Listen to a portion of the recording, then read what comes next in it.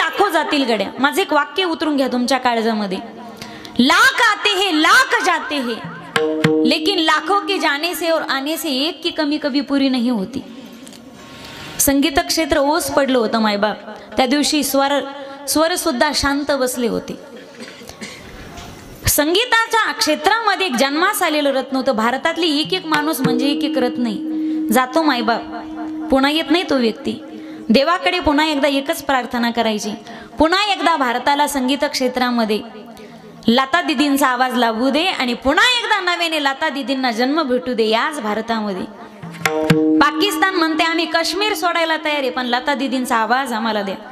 मायबाप काय श्रेष्ठ असला पाहिजे. जीवनात काय साधना होती गड्या. गातात सगळे गड्या, पण त्या गाण्यातील प्रत्येक शब्द हा साधनेतून आलेला बाहेर होता. लहान असेल मी 5वी 6वी मध्ये पेपरमध्ये बातमी वाचली होती की आदरणीय लता दीदींचा आवाज फाटला तर 6 महिन्याचं मौन व्रत धरलं होतं. अरे शब्द तेच आहेत, पण जीवनामध्ये साधना असेल ना तर का ते शब्दामध्ये ताकद निर्माण होते. त्या शब्दामध्ये ताकद का निर्माण होते. जीवनातली साधना आहे ती. आजीवन ब्रह्मचर्य पालन केलं, समाजाचा शिंतोडा कधी उडून घेतला नाही. आजीवन ब्रह्मचर्य पालन केलं, साधना केली आणि त्या संगीतावरती किती प्रेम असावं मायबाप. संगीत ही ईश्वर की देन है हर सुर में बसे हे राम. संगीत ही ईश्वर की देन है हर सुर में बसे हे राम. रागी जो राग गाए तो रोगी को भी मिले आराम. ही ताकद संगीताची. विठ्ठल विठ्ठल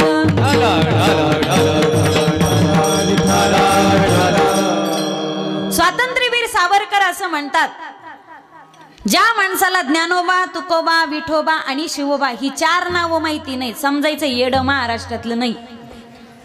ज्ञानोबा, तुकोबा, विठोबा ही वारकरी संप्रदायाची अधिष्ठान आहेत आणि शेवटचं 4थं नाव शिवबा. वारकरी संप्रदाय टिकवण्यासाठी आटोकाट प्रयत्न करणारं व्यक्तिमत्व आहे, ज्यांच्यामुळे हा भगवा ध्वज जिवंत दिसतो मायबाप.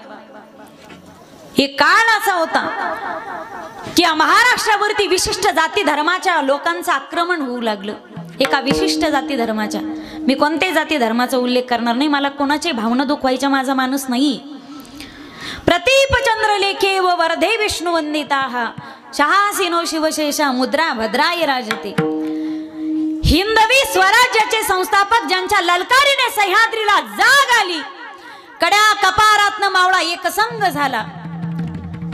सर्व जाती धर्माच्या युवकांना एकत्रित करून ज्यांनी रोहिडेश्वराच्या पिंडीवरती शपथपूर्व अभिषेक केला, भगवा ध्वज अडके पार फडकवण्यासाठी ज्यांनी आपल्या प्राणांची कुर्बान समर्पित केली, असे मा जिजाऊंचे सुपुत्र, हिंदू धर्म रक्षक, स्वराज्य संरक्षक छत्रपती शिवराय, ज्यांचं फक्त नाव जरी घेतलं ना तर मेलेल्या व्यक्तीला सुद्धा जिवंत करण्याची ताकद एका नावात आहे, एका जय जयकारात आहे. याच्या जाणीवा आपल्याला असल्या पाहिजेत. नुसतं जय जयकार ऐकला तर अंगातलं रक्त सळसळत, हातामध्ये समशेर घ्यावीशी वाटते आणि दुर्जन विचारांचा निपात करावासा वाटतो. एवढी ताकद या चरित्रात आहे, या चारित्र्यात आहे, या प्रतिभेत आहे, या संपन्नतेत आहे, या इतिहासात आहे, या संशोधनामध्ये. प्रत्यक्ष मा जगदंबेच्या भगवतीच्या कृपेने प्रत्यक्ष जिजाऊंच्या पोटी शिवावतार प्रसवले. म्हणून शिवरायाचे 8वे बोलणे, शिवरायाचे 8वे चालणे, निश्चयाचा महावीर सकल जनासी आधारू श्रीमंत योगी. या हिंदुस्थानामध्ये रामजन्म, कृष्ण जन्म, दत्त जन्म तितकाच महत्वाचा शिवजन्म, याच्या जाणीवा आपल्याला असल्या पाहिजेत. विशिष्ट जाती धर्माच्या लोकांचं आक्रमण महाराष्ट्रावरती होऊ लागलं. धर्मध्वज कलम करू लागले, मंदिरात तोडली फोडली जाऊ लागली आणि त्या ठिकाणी पीर स्थापित करण्यात आली. नाथ हे नाव ब्रॅकेट मध्ये आलं. आया बहिणीची इज्जती वेशीला टांगल्या गेल्या. विशिष्ट क्रूर प्रवृत्तीचे लोक महाराष्ट्रावरती आक्रमण करू लागले. त्यावेळी आऊ साहेबांनी बोर्ड दाखवला आणि सांगितलं, राजा समोर जो किल्ला दिसतोय ना त्या किल्ल्यावरती आपला भगवा फडकला गेलाच पाहिजे. भगव्याची व्याख्या संकुचित करू नका. भ म्हणजे भयरहित, ग म्हणजे गर्वरहित आणि वा म्हणजे वासना रहित. या त्रिवेणीचा संगम म्हणजे भगवा. गोपाल कृष्ण परमात्मेने गोपाळांच्या वरती अवलंबून न राहता कालिया डोहात बुडालेला चेंडू काढण्यासाठी स्वतः डोहात उडी मारली आणि तळाशी गेलेला चेंडू स्वतःच्या 2 हातांनी वर काढला. याच्या पाठीमागचं लॉजिक लक्षात घ्या. धर्मवेत्ता, तत्ववेत्ता, समाजवेत्ता पुरुष जोपर्यंत समाजाच्या तळागाळापर्यंत जात नाही तोपर्यंत प्रगतीचा चेंडू हाती येत नसतो. फक्त अंगुली निर्देश केला, राजे जातीनं कामाला लागा. विशिष्ट जाती धर्म क्रूर प्रवृत्तीचे लोक महाराष्ट्रावरती आक्रमण करू लागले आणि छत्रपतींचा पाठलाग करू लागले त्यांना पकडण्यासाठी. लोह गावामध्ये तुकोबारायांचं कीर्तन चालू होतं. कीर्तन रंगात आलं. छत्रपतींनी कीर्तनात प्रवेश केला. आपली तलवार बाजूला ठेवली, आपल्या डोक्यावरचा जिरेटोप बाजूला ठेवला आणि विनम्र भावाने तुकोबारायांच्या चरणावरती साष्टांग प्रणिपात केला. याचा अर्थ असा आहे, याच्या पाठीमागचं लॉजिक आहे. वारकरी संप्रदाय असेल, अध्यात्म असेल, आमची कोणतीही प्रक्रिया क्रिया ही विनाकारण नसते. ज्यावेळी कीर्तनकार कीर्तनाच्या नारदाच्या गादीवरती उभा असतो त्यावेळी त्याच्यामध्ये परमेश्वराचं वास्तव्य असतं. म्हणून कीर्तनकाराच्या चरणाचा स्पर्श आपल्या सहस्राधाराला व्हावा, आपल्या दोन्ही हाताचा स्पर्श त्यांच्या चरणांना व्हावा. यासाठी डोक्यातली कॅप, टोपी, मुकुट, जिरेटोप जे असेल ते बाजूला काढावं आणि विनम्र भावाने अभिवादन करावं. छत्रपतींनी नमस्कार केला तुकोबारायांना. गळ्यात टाळ घेतला आणि टाळकऱ्याच्या वेशामध्ये टाळकऱ्यात सामील झाले. कीर्तन चांग, कीर्तन चांग, होय अंग हरिरूप, हे प्रमाण गाण्यामध्ये शिवराय दंग झालेले होते. दुष्ट प्रवृत्तीचे लोक पकडण्यासाठी आले आणि कीर्तनात घुसले. अरे कहा गया वो पहाड़ का चूहा, जाओ के पकड़ कर ढूंढ कर आ लाओ. अरे अभी तो कीर्तन में घुस गया था, कहा गया पता नहीं, जाओ शिवाजी को ढूंढ के लाओ. फक्त एवढेच आवाज त्या ठिकाणी घुमू लागले. म्यानातून तलवारी काढल्या छत्रपतीचा पाठलाग करू लागले. पण महाराष्ट्रावरचं संकट विटेवरच्या पांडुरंगावरती पडलं.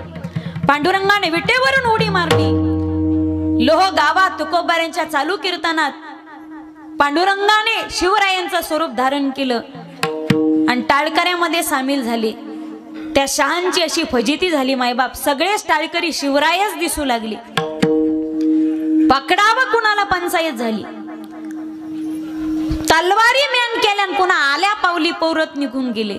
मला हे सांगायचंय, माझा मुद्दा असा आहे, तुकोबारायचं कीर्तन रंगात आलं. छत्रपतींनी नुसता कीर्तनात प्रवेश केला. छत्रपती तर त्या दुष्ट प्रवृत्तीच्या लोकांना सापडले नाही, पण छत्रपती मात्र देव झालेले होते. आज तुकोबाराय श्लेष अलंकारा बोलतात, देवा काय किमया आहे, देव आलाय कीर्तनात.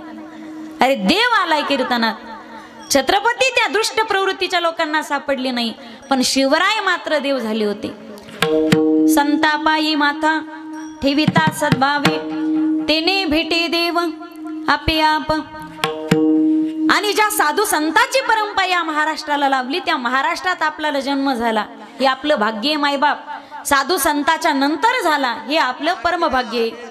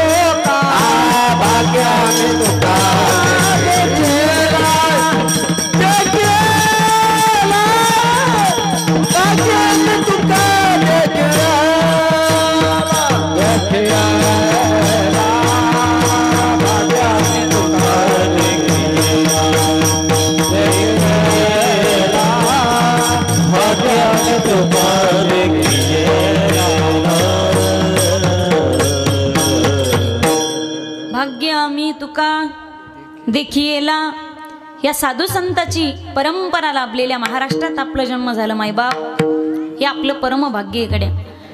आणि याच महाराष्ट्रामध्ये वारकरी संप्रदायाचं ज्यांना महामेरू मानलं जातं, वारकरी संप्रदायाचं ज्यांना कळस म्हटलं जातं, मी सांगेल जगाच्या पाठीवरती वारकरी संप्रदाय एवढं भव्य दिव्य मंदिर जगाच्या पाठीवरती शोधूनही सापडणार नाही.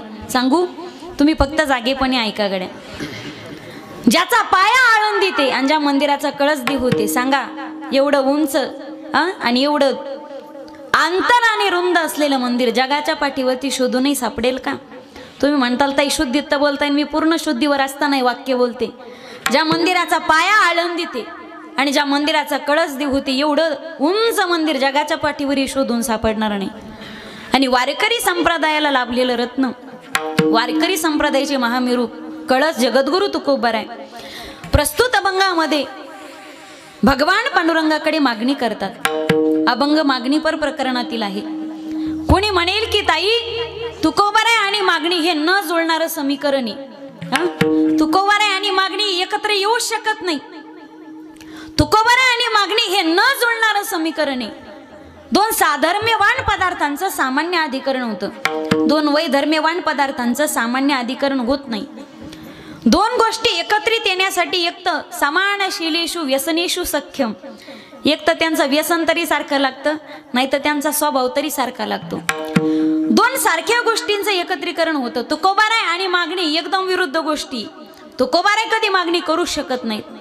उदाहरण सांगू तुम्हाला.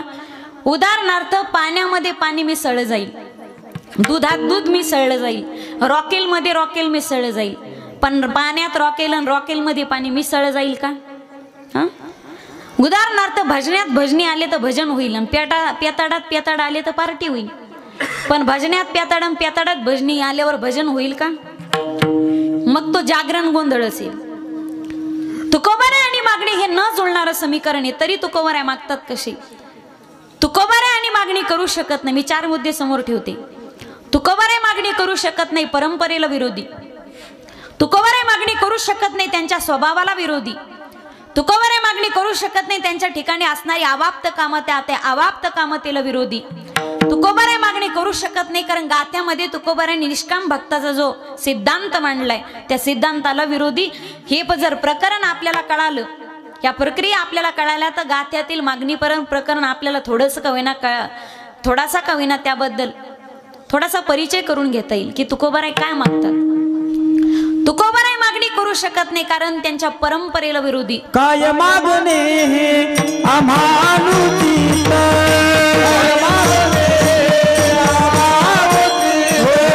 काही मागणे आम्हानुचित,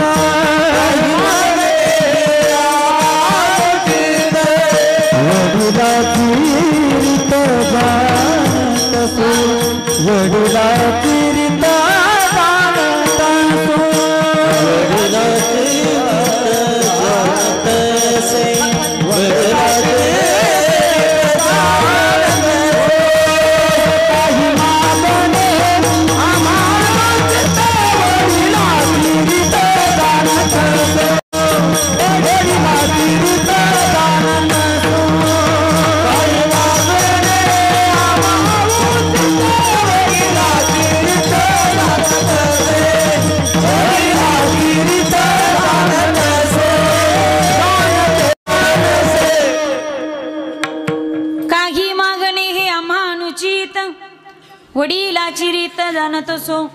तुकोबारायांच्या वाड वडिलांची परंपरा सांगते की भक्ती करायची पण भक्तीच्या मोबदल्यात काही मागायचं नाही. दुसरा मुद्दा समोर घ्या. तुकोबाराय मागणी करू शकत नाही कारण त्यांच्या स्वभावाला विरोधी. सामान्य माणसं स्वतःचा स्वभाव जपणारे असतात. तिथं दिव्य जगद्गुरु तुकोबाराय स्वतःचा स्वभाव सांभाळणार का? सामान्य माणसाचा स्वभाव येपा, सामान्य माणसं स्वभाव सांभाळतात. एकदा कथेच्या निमित्ताने आम्हाला एका ठिकाणी जेवायचं आमंत्रण आलं. मला माझं नाही सांगायचं पण सामान्य स्वभाव सांगायचंय मला. कथेच्या निमित्ताने आमंत्रण आलं. एका माणसाने जेवायचं आमंत्रण दिलं. ताई उद्या आपल्या घरी जेवायला यायलाच लागन. पण म्हटलं येऊ पण. तो म्हणे ताई चिंताच करू नका, सध्या सरावन चालू आहे. म्हणलं 1 महिना सरावन पण तो 11 महिने रावण. हे गणित कुठं लावायचं? मी म्हटलं काही हरकत नाही. दुसऱ्या दिवशी सकाळी बोलवायला आले ते गृहस्थ. ताई आपल्या घरी तुमच्या आवडीचे, माझ्या आमच्या आवडीचे म्हटले कांद्याचे भजे बनवलेत आणि ते तुम्हाला खावेच लागतील. म्हणलं का त्याच्या कालावधीमध्ये कांदा आणि लसूण वर्ज्य असतं, खात नाहीत आम्ही. म्हणे असं कसं, एवढ्या आवडीनं बनवलेत आपले आणि ते खावेच लागतील. म्हणलं बाबा, कधी दुसऱ्याला घरी बोलवताना दुसऱ्याची आवड विचारायची असते का? आपण आपल्या आवडी त्याच्यावर लागतो. दुसऱ्याला बोलवत असताना दुसऱ्याच्या आवडी विचारायच्यात, आपल्या आवडीचे पदार्थ करून नसतं चालत. म्हणे कांद्याचे भजे आपल्यासाठी खावेच लागतील. म्हणलं का त्याच्या कालावधीमध्ये खात नाही, तो म्हणे खावेच लागतील. म्हणलं आज तुम्हाला वाटतं कांद्याची भजे खावीत आणि आम्हाला खाऊ घालतात, उद्या तुम्हाला वाटतं गांजेची भजे खावीत. तुम्ही खाताला लोकांनाही खाऊ घालतात, पण आमच्या स्वभावात ते बसणार नाही ना. सामान्य माणूस स्वतःचा स्वभाव सांभाळतो, सामान्य व्यक्ती. तिथं दिव्य जगद्गुरु तुकोबाराय स्वतःचा स्वभाव सांभाळणार नाहीत का? तुकोबाराय सांगतात, मागू तर नका, पण जो मागणी करत असेल त्याला उभा पेटून द्या. दीक्षा पात्र अवलंबने जळोजिने लाजीरवाने ऐशी असे नारायणे न उपेक्षिजे सर्वथा. मागणी तर करू नका, पण जो मागत असेल ना त्याला मागूनच द्या. लात मारण काढून द्या त्याला. मी श्लेष अलंकारामध्ये बोलते, अगदी खाली येऊन मला विनोद करता येणार नाही.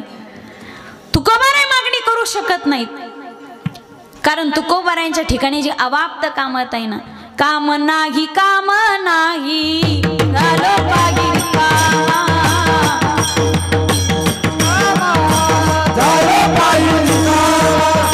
काम नाही काम नाही झालं पायी निष्काम. झालं पायी निष्काम. झालं पायी निष्काम. काम नाही झालं पायी निष्काम. झालं पायी निष्काम.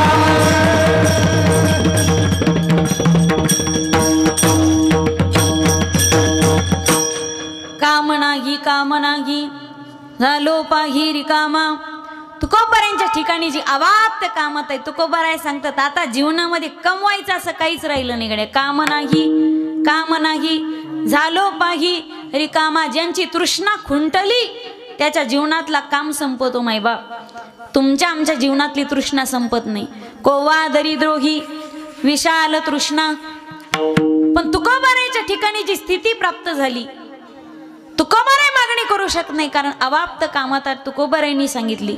आणि चौथं कारण आहे, तुकोबाराय मागणी करू शकत नाही, कारण तुकोबारायांनी गात्यामध्ये निष्काम भक्ताचा जो सिद्धांत मांडला, काही न मागे देवासी तूच, काही न मागे कोणासी तुझी आवडे देवासी.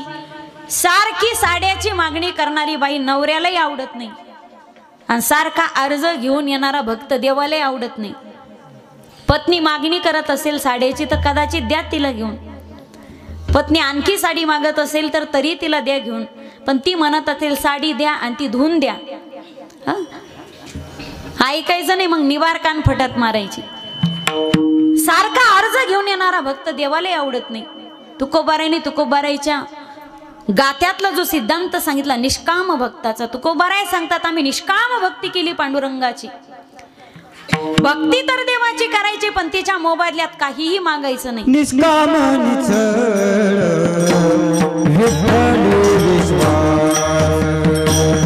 निष्काम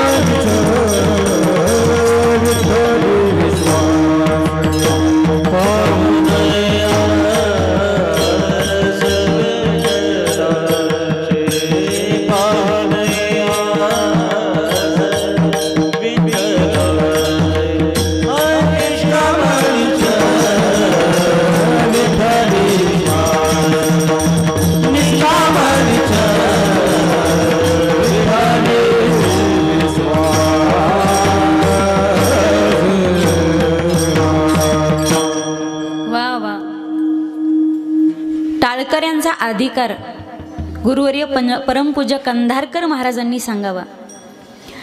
ज्यावेळी त्यांनी गाथा भाष्य लिहिलं, थोडासा आवाज द्या दादा, थोडा आवाज कमी झाला.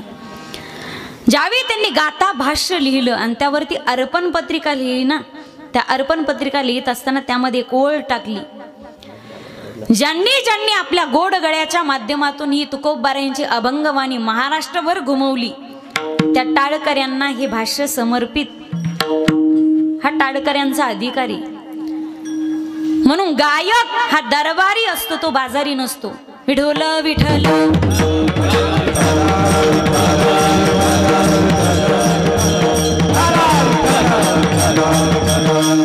मी 4 कारण आपल्या समोर ठेवले तरी सुद्धा तुकोबाराय मागणी करतात कशी याचा विचार आपल्याला करायचा आहे.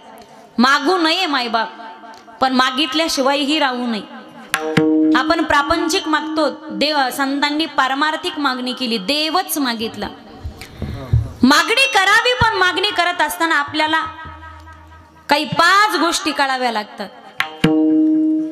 कुणी मागावं क, कोणाला मागावं क, काय मागावं क, कधी मागावं क, आणि कसं मागावं क.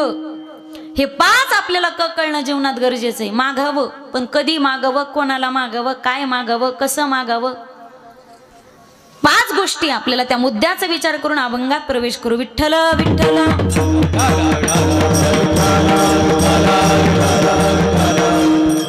कुणी मागावं मायबाप, ज्याला गरज असेल गड्या अशा व्यक्तीने मागावं. खऱ्या अर्थाने गरजू व्यक्ती असेल. एखादा गरीब याचक जर श्रीमंताच्या दारामध्ये काही मदतीसाठी भीक मागत असेल ना, सावकार खूप अडचणीमध्ये आहे हो सावकार, 8 दिवसावरती मुलीचं लग्न येऊन ठेपलं हो सावकार, समोरची मंडळी अचानक हुंड्याची मागणी करते, लग्न तोंडावर आले हो सावकार, 10,000 रुपये मला कमी पडतात, आज तुमच्या दारामध्ये भीक मागतो सावकार मी, माझ्याकडे पाहूच नका, माझ्या मुलीकडे पहा, मला फक्त 10,000ची मदत करा, तेवढेच कमी पडतात मला.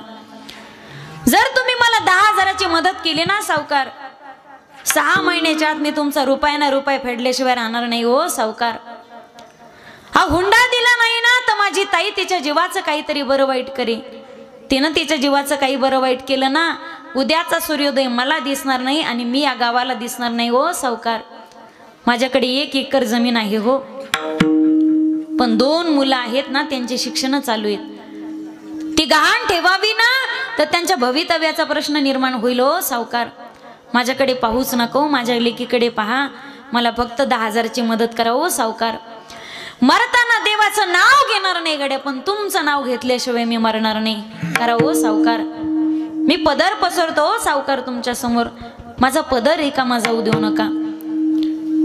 एखादा गरजू व्यक्ती, खऱ्या अर्थानं गरजू व्यक्ती जर श्रीमंताच्या दारामध्ये भीक मागत असेल ना, तर त्या श्रीमंताने त्याची वेळ वाटून घेतली पाहिजे गड्या. असेल ना दादा तुमच्याकडे तर वाटून घ्या गड्या. त्याने म्हणावं, रामभाऊ अरे फक्त 10,000 पाहिजेत ना तुला, अरे आम्ही श्रीमंत लोक धाब्यावर पार्टी करायला बसलो ना तर 15,000 उडवतो रे रामभाऊ. त्या 10,000मध्ये जर तुझ्या पोरीचं लग्न पार पडत असेल ना तर 10 काय 15 घेऊन जा, 1ही रुपया परत करू नकोस. असं जर तो व्यक्ती म्हणत असेल ना तर कदाचित मी म्हणेल गडे, तो त्याला माणुसकी शिल्लक आहे त्याच्यामध्ये, त्याला माणूस म्हणून जगायचा आणि मरताना माणूस म्हणून मरायचा अधिकार असेल. पण तो श्रीमंत व्यक्ती जर गरिबाच्या त्या गरिबीचा गैरफायदा जर घेत असेल, त्याला म्हणत असेल, रामभाऊ दिले असते कडे तुला 10,000 रुपये, पण हल्ली जगावरचा आपला विश्वास सोडायला एक काम कर, तुझा 1 एकर जमिनीचा तुकडा माझ्याकडे गहाण ठेव, मी तुला 10,000ची मदत करतो. असं जर तो श्रीमंत व्यक्ती गरिबाला गांजत असेल, छळत असेल, तर व्यासपीठाची क्षमा मागून सांगते, कदाचित माझा अधिकार नसेल, पण ते रक्त मी माझ्या महाराष्ट्रातलं समजणार नाही गड्या. त्या रक्तामध्ये काहीतरी घोळ असला पाहिजे. माझ्या दादांनो, माणूस म्हणून जन्माला आलात ना तुम्ही, मरेपर्यंत माणूस म्हणून जगायचंय गड्या. असेल देवाने दिलेली तुम्हाला संपत्ती तर गोरगरिबाला मदत करायला काय हरकत आहे. आपल्या संपत्तीचा 10वा हिस्सा हा धर्मकार्यात दान झालाच पाहिजे, ती त्या दानाची शुद्धी असते. आणि जर आमच्या धर्मकार्य, आमच्या संपत्तीतला 10वा हिस्सा आम्ही धर्मकार्यात जर दान केलं नाही ना, धरणामध्ये फक्त पाणी साठवायचेच दरवाजे असले, फक्त धरण साठवतच असेल, त्यामध्ये पाणी सोडायची जर व्यवस्थाच नसेल तर एक दिवस ते धरण फुटल्याशिवाय राहणार नाही गड्या. मग ते कुठून फुटेल आणि कसं फुटेल हे सांगता येत नाही मायबाप. मग माणसाने ज्याला गरज असेल त्याने मागितलं पाहिजे, ज्याच्याकडे असेल ना त्याने दान केलं पाहिजे. या हाताची शोभा दान धर्म करण्यामध्ये सांगितली. देणाऱ्याने देत जावे, घेणाऱ्याने घेत जावे, देता देता देणाऱ्याचे एक दिवस हात घ्यावे. देणाऱ्याने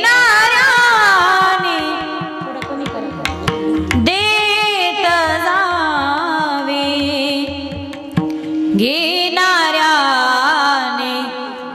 घेत जावे. ज्याच्याकडे असेल माझ्या दादांनो दान करत चला गड्या. जर तुम्ही एका हाताने दान करत असाल ना गोरगरिबांना, आमच्या भारतामध्ये अनाथ आश्रम आहेत मायबाप, ज्या लेकरांना मायबाप माहिती नाहीत रे, सकाळी जेवले ना तर संध्याकाळी काय खावं याची पंचायत निर्माण होते. आम्हाला घर आहे ना, आम्हाला आईबाप आहेत मायबाप, आम्हाला नाही चिंता. पण जगामध्ये अनाथ लेकर आहेत ना, त्यांना मायबाप नाहीत, खाण्यापिण्याचे वांदेत. माझी विनंती असेल मायबाप, ज्या ठिकाणी गरज असेल ना त्या ठिकाणी दान करा गड्या. आमच्या भारतामध्ये अशा अनाथ गायी आहेत गोशाळेमध्ये, दूध देत नाही म्हणून मालक त्यांना सांभाळत नाही. त्या गायींना चारा वैरणीची गरज आहे मायबाप.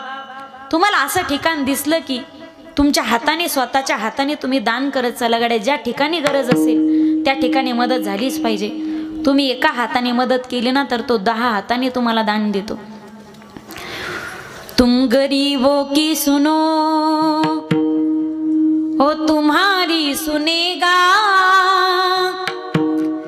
तुम एक पैसा दोगे ओ 10 लाख देगा. तुम गरीबों की सुनो ओ तुम्हारी सुनेगा, तुम एक पैसा दोगे ओ 10 लाख देगा. तुम गरीबों की सुनो. विवेकानंदांचा एक वाक्य आहे मायबाप, पण जगाला प्रश्न पाडणारा प्रश्न आहे त्यात. विवेकानंद सांगतात की माणूस मंदिरात जातो, दर्शन घेतो, जी मूर्ती माणसाने घडवलेली असते, पण माणूस ही देवाने बनवलेली सुंदर मूर्ती असताना माणूस माणसाशी माणसासारखा का वागत नाही मायबाप. आज माणसातला देव कळणं गरजेचं आहे. एक वाक्य सांगू तोला मोलाचं, आवडलं तर टाळी वाजवा. तुम्ही ऐकताय ना? महिला मंडळ झोपल्या का काय? जागीत ना तुम्ही, चुळबुळ करू नका. अरे मंदिर और मस्जिद वो लोग जाए जिनके पास फुर्सत हो, मंदिर और मस्जिद वो लोग जाए जिनके पास फुर्सत हो. अरे हमारा तो फर्ज बनता है कि किसी रोते हुए बच्चे को हंसाया जाए. हमारा तो फर्ज बनता है कि किसी रोते हुए बच्चे को हंसाया जाए. अरे कोण म्हटलं की परमात्मा फक्त मंदिरातच भेटतो? दगडात देव मानणारी संस्कृती मायबाप आपली. माणसातला देव ओळखा रे माझ्या दादांनो. या जगात असे काही लोक आहे ज्यांना कोणता सण माहिती नाही, ज्यांना कोणता उत्सव माहिती नाही. विनंती असेल माझ्या माता भगिनींनो, दान धर्म आमच्या हाताने जास्त लिहिलाय, यांच्या हातात नाही. आपल्या हातात अन्नदान जास्त आहे. दारात याचक असेल तर देत चला. तो याचक मागण्यासाठी येत नसतो, तो हा संदेश देतो, दादा मागच्या जन्मात दान दिलं नाही म्हणून मला भीक मागायची पाळी आली. घ्या संदेश त्याच्याकडून. विनंती माझ्या मातृभगिनींनो, तुम्ही अन्नपूर्णा आहात. जगाला अन्न पुरवण्याचं काम शेतकरी करतो मायबाप, पण तुमच्या हातातून प्रत्येकाच्या पोटापर्यंत अन्न जातं. विनंती माझ्या ताईंनो, मागची दिवाळी होऊन गेली, आता पुन्हा दिवाळी येईल ना. ती दिवाळी साजरी करताना चिवडा बनवतात ना तुम्ही, 2-2, 3-3 किलो पोहे किंवा मुरमुरे सांगतात. माझी विनंती असेल गाडी 1 किलो अर्धा किलो एक्स्ट्रा ह्यावेळेस पोळी सांगा. अर्धा किलो 1 किलो मुरमुरे जास्तीचे सांगा. या सगळ्या मुरमुऱ्याचा पोह्याचा चिवडा बनवा. 2 किलोचा तुमच्या घरात लागत असेल ना, शेवटचा शिल्लक राहिलेला 1 किलोचा चिवडा बाजूला काढून ठेवा. 1-1 किलो प्रत्येक घरचा हा सगळ्या गावाचा चिवडा एकत्रित करा. आणि जे झोपडीतले गरीब लोक आहे ना, ज्यांना दिवाळी माहिती नाही, त्या लोकांना बसून जेव घाला गड्या.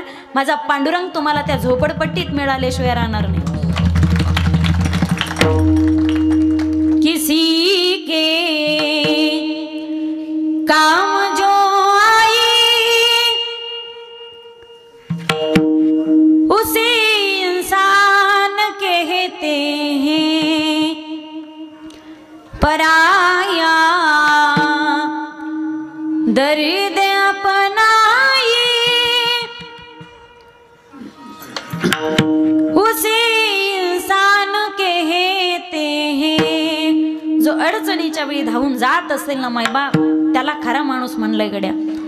त्याला माणूस म्हणून जगायचा अधिकार असेल आणि माणूस म्हणून मरायचा अधिकार असेल, जो खऱ्या अर्थाने गरजू व्यक्तीला मदत करत असेल मायबाप. एकदा महाभारतातला कर्ण दाढी करत होता. महाभारतातील कर्ण माहिती ना तुम्हाला, महारथी कर्ण. कर्ण महाराज दाढी करत होते आणि तेवढ्यामध्ये एक याचक त्यांना मागण्यासाठी आला. सरकार खूप अडचणीमध्ये आहे हो सरकार, काहीतरी मदत करा. दाढी करत असताना कर्णाच्या डाव्या हाताला सोन्याची वाटी होती. जशी उचलली गड्यानं ना, तशीच दान करून टाकली डाव्या हातानं. त्या नाव्यानं प्रश्न केला, महाराज दान करत असताना ते उजव्या हाताने करायचं असतं, डाव्या हाताने नसतं करायचं. त्यावर कर्णाचं उत्तर होतं, का दानशूर म्हटलंय ना, याची कारण मीमांसा इथे. कर्णाचं उत्तर होतं, डाव्या हातातली सोन्याची वाटी उजव्या हातात घेऊन दान देईपर्यंत जर माझा प्राणच निघून गेला ना, तर दान द्यायचं राहून जाईल. याला दानशूर म्हटले मायबाप. आता सप्तेची पट्टी मागायला पुढून कार्यकर्ते घुसल्यावर मागच्या दाराने शेतात निघून जात असेल, त्याला दानशूर नाही म्हणायचं. तारों के तेज में चांद छुपे नहीं, सूरज छुपे नहीं, बादल छायो रीड पड़े, रजपूत छुपे नहीं, दाता छुपे नहीं, मांगन आयो, चंचल नारी के नैन छुपे नहीं, प्रीत छुपे नहीं, प्रीत दिखायो. तारों के तेज में चांद छुपे नहीं, सूरज छुपे नहीं, बादल छायो रीड पड़े, रजपूत छुपे नहीं, दाता छुपे नहीं, मांगन आयो. अरे दाता व्यक्ती कधी घरामध्ये घुसत नाही मायबाप. याचक जर मागण्यास आला तर खरा शूरवीर व्यक्ती ज्यावेळी शत्रू समोर उभा असेल त्यावेळी घरामध्ये घुसत नाही, तो रणांगणामध्ये उभा राहतो, तो खरा वीर असतो. सांगू तुम्हाला, योद्ध्याचं लक्षण यापेक्षा वेगळं नसेल गड्या. जगतात सगळे पण जगण्याला अर्थ असावा, मरतात सगळे मायबाप पण मरण्याला अर्थ असावा गड्या. कसं असावं मरण, कोणाला म्हटलं गेलंय खरा योद्धा? अरे मरेल पण हिंदू धर्म कधी सोडणार नाही. माझ्या प्रत्येक शेवटच्या रक्ताच्या प्रत्येक शेवटच्या थेंबापर्यंत मी हिंदूच असेल आणि हिंदूच म्हणून मरेल. हर दिल पर जिसने राज किया क्योंकि जिस्म उसका पौलाद था. हर दिल पर जिसने राज किया क्योंकि जिस्म उसका पौलाद था. अरे औरंगजेब के सामने कभी झुका नहीं, औरंगजेब के सामने कभी झुका नहीं, क्योंकि वो तो हिंदू की औलाद था, क्योंकि वो तो हिंदू की औलाद था. प्रत्येक रक्ताच्या शेवटच्या थेंबापर्यंत मायबाप किती स्वाभिमान असावा हिंदू धर्माचा. शूरवीर त्याला म्हटलं गड्या, जो कधी डरत नाही. कोणी मागितलं पाहिजे? ज्याला गरज असेल अशा व्यक्तीने मागावं. विठ्ठल विठ्ठल कोणी मागावं क, कोणाला मागावं क? ज्याच्याकडे सत्ता असेल, संपत्ती असेल आणि देण्याचं सामर्थ्य असेल अशा व्यक्तीकडे मागावं. कोणाला मागावं हे कळालं पाहिजे माणसाला. एका गावामध्ये एका पोराने 11 वर्ष मारुतीरायाला पाणी घातलं. 12व्या वर्षी मारुतीराय प्रसन्न झाले. बोल भक्ता, काय इच्छा आहे तुझी, काय इच्छा आहे मागून घे. ते पोरग म्हणे, मारुतीराय 2-3 वर्ष झालं पोरी पाहतो, हा पण सोयरीकच जुळा नाही, तेवढी सोयरीक तरी जुळून द्या. मारुतीराय म्हणे, गद्या गदाच घालीन तुझ्या पाठीत. तुझी सोयरीक जळून द्यायचं सामर्थ्य माझ्यात असतं तर मी मंदिरात मारुती होऊन बसलो असतो का? कुणाकडे मागावं? ज्याच्याकडे सत्ता असावी देण्याची. कोणी मागावं क, कोणाला मागावं क, काय मागावं क, काय मागावं हेही कळालं पाहिजे. छत्रपती शिवरायांची मोहीम सातारा प्रांतामध्ये होती आणि बराच वेळ झाला पण राजांना पाणी काही मिळाले नाही. तहान लागली राजांना. सेवकांनी सांगितलं, राजे आम्ही पाण्याची व्यवस्था करतो. पण राजांनी सांगितलं, नाही, आज मला माझ्या प्रजेमध्ये रयतेमध्ये फिरायचंय. मला जाणून घ्यायचे की माझी रयत भोळी भाबडी कशी. आज राजांनी वेषांतर केलं आणि एका गावामध्ये प्रवेश केला. एका दाराच्या बाहेर जाऊन उभे राहिले घराच्या आणि आवाज दिला, माई घरात कुणी आहे का. एक म्हातारी बाई आली काठी टेकवत, कपाळाला हात लावला आणि विचारलं, कोण हाईस रे तू, कोण हाईस. सातारा प्रांतातली भाषा घाटावरची. कोण हाईस रे तू. राजांनी सांगितलं, माई मला खूप तहान लागली हो, मला जरा तांब्याभर पाणी मिळेल का प्यायला. ती बाई घरात गेली, तांब्याभर पाणी घेतलं. तांब्याभर पाणी नाही घेतलं बाई, नुसतं एक ज्वारीची भाकरी घेतली, त्याच्यावरती लाल मिरचीचा ठेचा टाकला, चटणी टाकली आणि त्याच्यावरती तेलाची धार ओतली. एक कांदा घेतला आणि बाई घेऊन बाहेर आली. संस्कृती मायबाप आमच्या भारताची. नुसतं पाणी मागितलं तर पाणी देत नाहीत. आमच्याकडे आतिथी देव म्हटले, पण जेवढे आतिथी आले सारे खिशे कापून गळे कापूस भेटले. या देशाला पहिले पांढरे पाय लागली होती वास्को द गामा याची. आमच्या भारताची संस्कृती होती मायबाप. थकून भागून माणूस आला की त्याला गुळ आणि पाणी द्यायचे. इंग्रज भारतात राहिले 150 वर्ष. तेही ते राहिले, त्यांनी इथलं काही स्वीकारलं नाही. आमचं गुळ पाणी स्वीकारलं नाही त्यांनी. भारतात राहिले, त्यांनी त्याच्यात बदल केला. त्यांचा चहा त्यांनी इथे पिकवला, आम्हाला बनवून दिला. ते कोरा पिले ना आम्ही दूध घालून पिलो. स्लो पॉइझनिंग त्यांनी आम्हाला दिलं. ब्रेडही त्यांचेच आहेत, पावही त्यांचेच आहेत, केकही त्यांचेच आहेत. केकने वाढदिवस साजरी करण्याची पद्धतही त्यांचीच. आता आमचे कीर्तनात होऊ लागले तो भाग सोडून द्या. दिवे विजवायची पद्धतही त्यांचीच, इंग्रजांची. आमच्यात दिवे लावायची पद्धत होती, दिवे सोडायची पद्धत होती, वाहत्या पाण्यामध्ये दिव्याने ओवाळायची पद्धत होती. म्हणजे इंग्रजाच्या पद्धतीने वागला तर तो माणूस सुशिक्षित आणि महाराष्ट्रीयन पद्धतीने वागला तर तो माणूस गावंढळ. म्हणजे अर्धी चड्डी घालून साऱ्या गावात फिरला तर तो माणूस सुशिक्षित, पण धोतर घालून जर तो फिरला तर मग तो गावंढळ. इंग्रज भारतात राहिले मायबाप, त्यांनी आमचं धोतरही स्वीकारलं नाही. त्यांनी आम्हाला बरमुडा दिली, जीन्स पॅन्ट दिली, टी शर्ट दिला, बनियान दिली, सारे इंग्रजांचे त्यांनी आम्हाला दिलं, पण आमचं काही स्वीकारलं नाही त्यांनी. त्यांनी आमचं धोतर नाही स्वीकारलं. त्यांच्या पॅन्टी आम्हाला देऊन गेले, आमचं धोतर मात्र त्यांनी स्वीकारलं नाही. आता वारकरी संप्रदायाचे उपकार आहेत. वारकरी संप्रदाय परंपरेला मानणारा संप्रदाय, म्हणून धोतर वारकरी संप्रदायाच्या नियमामुळे तरी पाहायला मिळतंय. आणि नियम जर नसता तर कीर्तनकारांनी बरमुडा घालूनही कीर्तन केले असते. पण वारकरी संप्रदायाने दंडक घालून दिलाय की अंगभर वस्त्र असलंच पाहिजे, कीर्तनकाराला फेटा बांधलाच पाहिजे आणि धोतर असलंच पाहिजे. आमच्या महाराष्ट्राची पद्धत होती मायबाप फेट्यांची. काही ठिकाणी पगडी असायची, काही ठिकाणी फेटा असायचा. आता दिसत नाही तो. प्रत्येक जिल्ह्याची तालुक्याचा फेट्याचा रंग वेगवेगळा असायचा. गर्दीत माणूस जरी असला ना, लोक आवाज द्यायचे, ओ नांदेडकर, ओ नायगावकर, ओ नागापूरकर. त्या गर्दीमध्ये सुद्धा लोकांना आपल्या जिल्ह्याचा तालुक्याचा माणूस कळायचा रंगावरून. आता फेटे गेले, धोतर गेलं. फेटे ही फॅशन फक्त लग्नात आली. ते तिथले तिथेच बांधतात फॅशन म्हणून आणि तिथंच पायदळी तुडवले जातात. ही फार चुकीची पद्धत आहे मायबाप. इंग्रज 150 वर्ष भारतामध्ये राहिले, पण आमचं धोतरही त्यांनी स्वीकारलं नाही. त्यांच्या गोष्टी आम्हाला देऊन गेले. इंग्रज भारतात राहिले, त्यांचं बटाटा आम्हाला दिला, आमचं रताळू नाही नेलं त्यांनी. इंग्रज भारतात राहिले, आमच्या पोरांसाठी कॉन्व्हेंट काढून दिले, त्यांच्या पोरांना मराठी नाही शिकवली. इंग्रज भारतात राहिले, आमचा हिंदू धर्म त्यांनी स्वीकारला नाही, त्यांच्या ख्रिश्चनचा प्रसार करून गेले. म्हणून भारतातले अनेक ब्राह्मण ख्रिश्चन धर्मीय झाले होते. न्यायमूर्ती रानडेंनी सुद्धा ख्रिश्चन धर्म स्वीकारला होता. इंग्रज भारतात राहिले, आमचा देवही त्यांनी स्वीकारला नाही, आमचा धर्मही त्यांनी स्वीकारला नाही. इंग्रज भारतात राहिले मायबाप, इथंच काहीच नेलं नाही त्यांनी. इथली संपत्ती मात्र बळकावली.